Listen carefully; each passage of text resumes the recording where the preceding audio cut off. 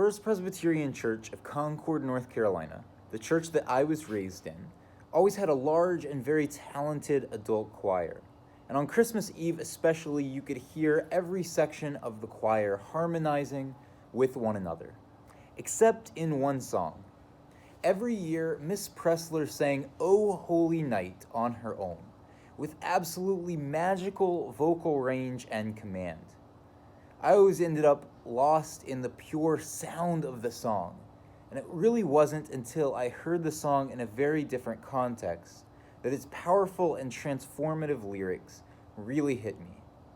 A few weeks ago, I talked about a cover of O Come, Emmanuel by atheist punk rock musician Greg Graffin.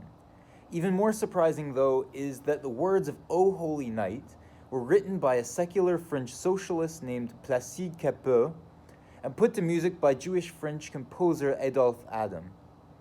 After the song was initially embraced, it was rejected by the Catholic Church in France when it was revealed to be the artistic achievement of an agnostic socialist and a Jew.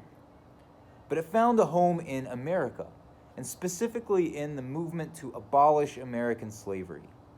John Sullivan Dwight, a Unitarian minister and abolitionist activist, translated Cappeau's lyrics and gave us the words we sing today, which not only take stock of the night of our dear Savior's birth into a weary world in sin and error pining, but also points us to the radical implications of Jesus' birth.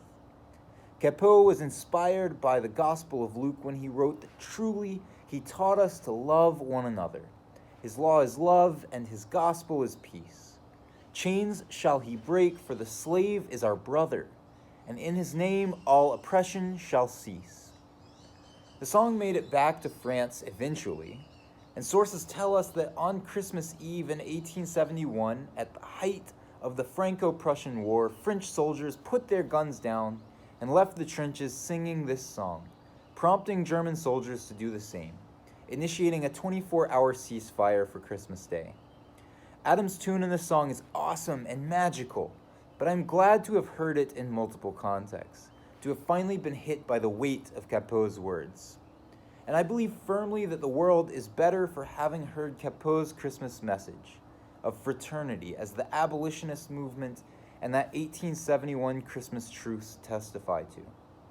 As you listen, think both on what Cappeau and Adam are trying to teach us, both about that holy night and about the kind of work Christ called us into once that Christmas day has passed.